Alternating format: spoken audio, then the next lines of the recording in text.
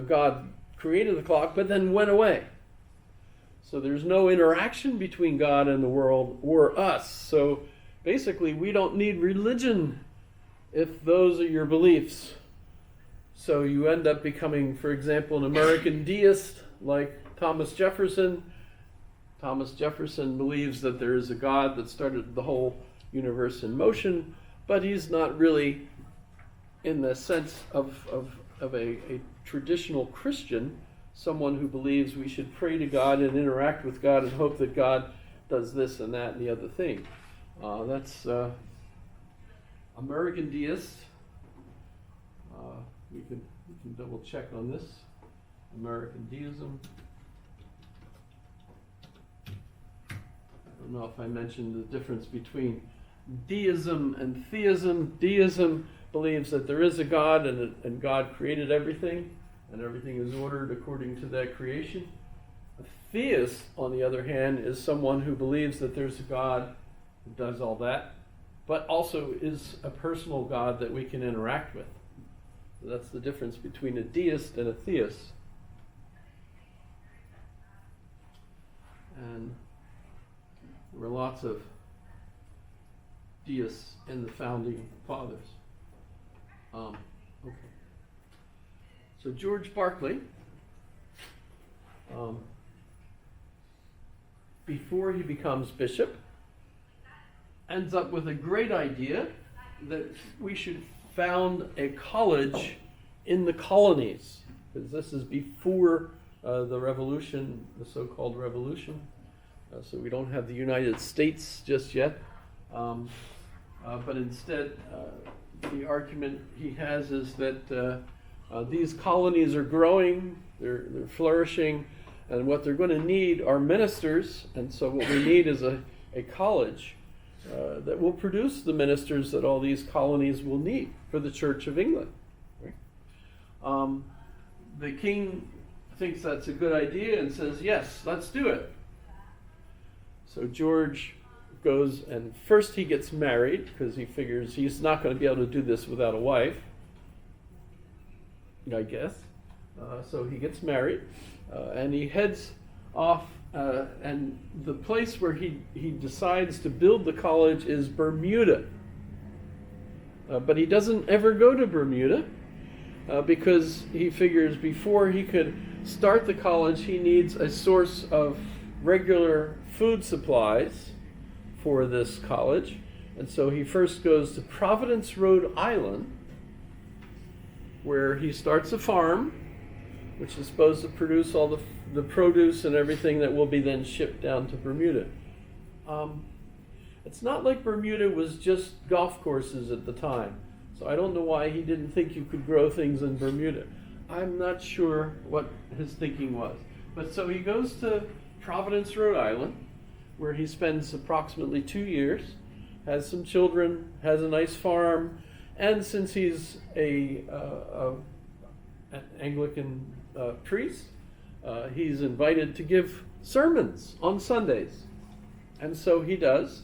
And one of the individuals that's influenced by him in the American colonies is Jonathan Edwards.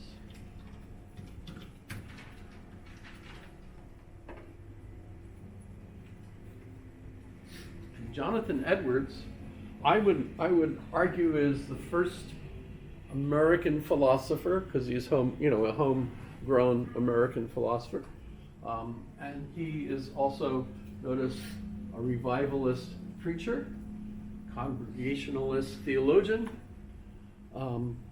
and his philosophy is essentially the same as Berkeley's.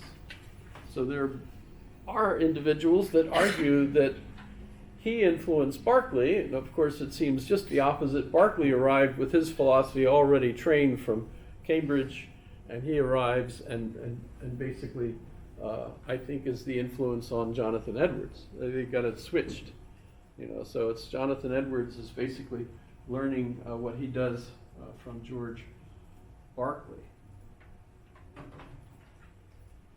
By the way, I have to apologize. I actually have 2 quiz questions for today. The one quiz question which is in the notes is, what do you think of Jonathan Edwards? So that's my way of asking you to have a look at Jonathan Edwards in a little bit more detail to see what you think of him as the quiz question. But the other quiz question actually is almost more important, because if I didn't ask this question, you would probably have the right to demand your money back for the course. And the quiz question that I'm going to ask, so you no longer have a chance to ask for your money back, is, if a tree falls in the forest and there's nobody there to hear it, does it make a sound? Okay? So you've heard that question before, right? And now you've had that question asked as a actual official quiz question in class. So you've had a satisfactory intro to philosophy course, right? You can't ask for your money back. That's funny, isn't it? That's not funny? I thought that was funny. Like there's certain things you've got to get out of your philosophy course, and that's so stupid a question. But everybody knows about that question long before you ever have to take a philosophy course. Of course, the question is, why is that such an interesting question? Well, I would suspect that if you were John Locke, a materialist, your answer would be, of course, even though there's nobody there to hear the tree fall. And by the way, we can all come up with trees have fallen and they didn't make a noise. On the other hand, there's lots of trees in the woods that have fallen and no one was there to hear it. So we got lots of examples of this situation, right? John Locke would have certainly said, it makes a noise, because it's a physical thing, and noise is a physical reaction to the tree falling. So just because no one's there to hear it, certainly it makes a noise, right? For Bishop Berkeley, the answer usually comes from a limerick.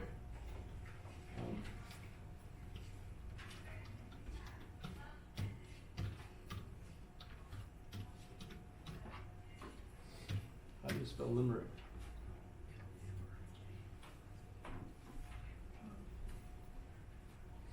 Well, be that way.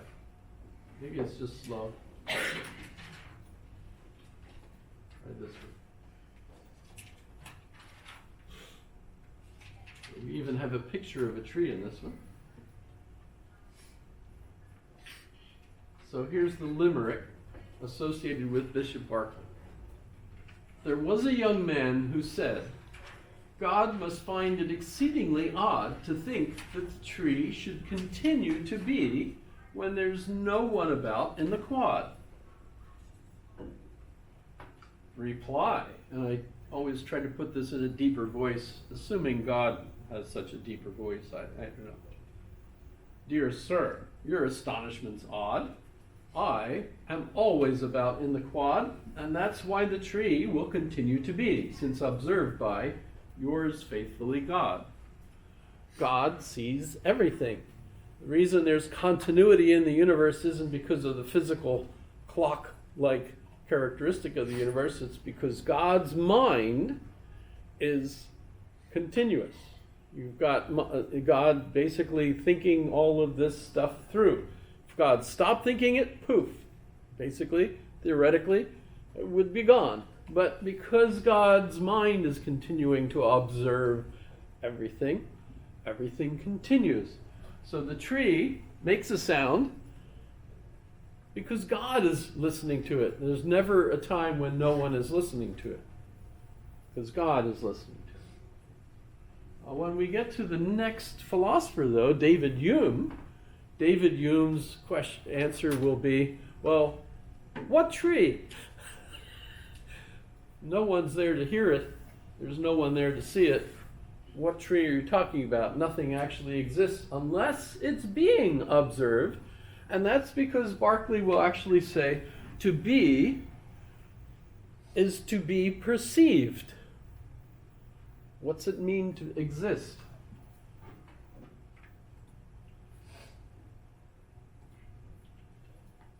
To be is to be perceived, which oddly, if you're again, at a cocktail party and someone brings up George Berkeley, your good phrase that will get you in well with all the nerds that are there is esse is percipi. Esse is percipi. I'll just type that up there. Esse, which means to be in Latin, is, and they usually leave that as is instead of est, and percipi.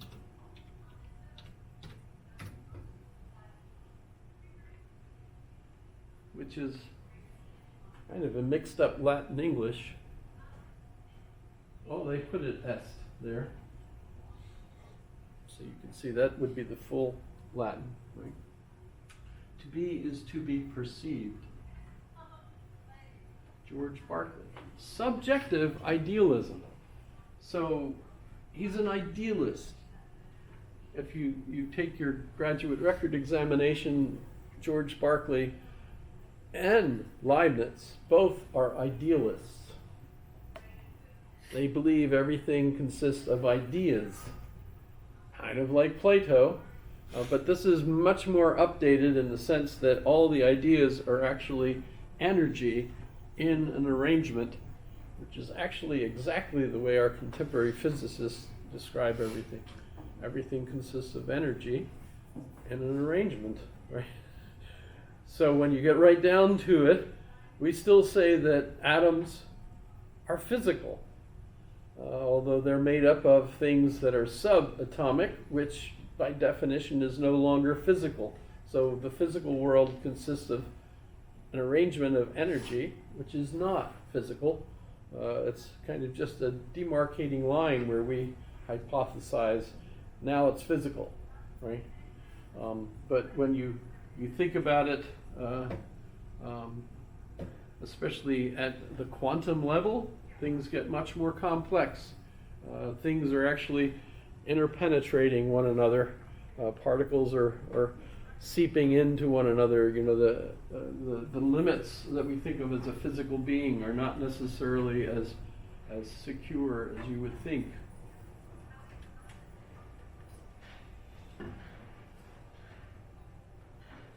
So he's an idealist. And a lot of people think that being an idealist is just dumb because you think everything is in the mind.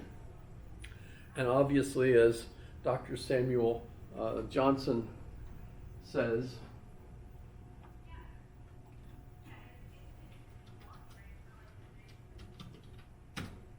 I disprove Berkeley thus. What? I refuted thus?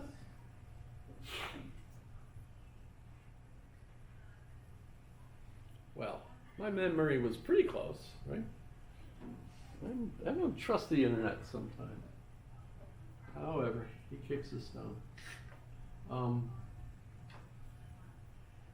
I have a philosopher that I like, who was a contemporary American philosopher. He taught philosophy at Princeton University, and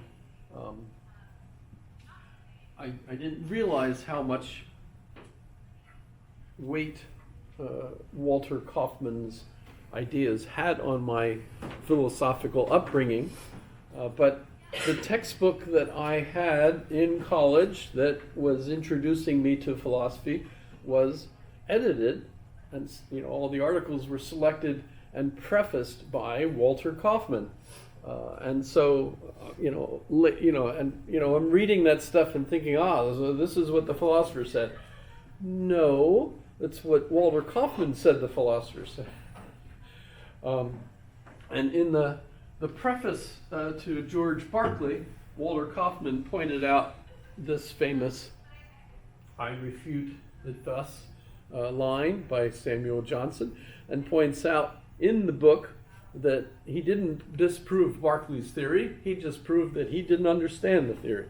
So my understanding of that came from my first textbook of that, and I believe Walter Kaufman, of course, completely, right? Much later on, I discovered that it's actually a 50-50 split. There's a lot of people out there that think Johnson was right. See, it's physical. And and I read that, and of course I'm still biased to think he just doesn't get it. Of course it's physical, but what makes up the physical? That's the question that we have. Right? So misunderstanding Berkeley. I think it's neat they're calling it Irish philosophy. So, looking at my notes on Berkeley, the essay towards a new theory of vision, objects of sight versus touch. There's all kinds of interesting issues there.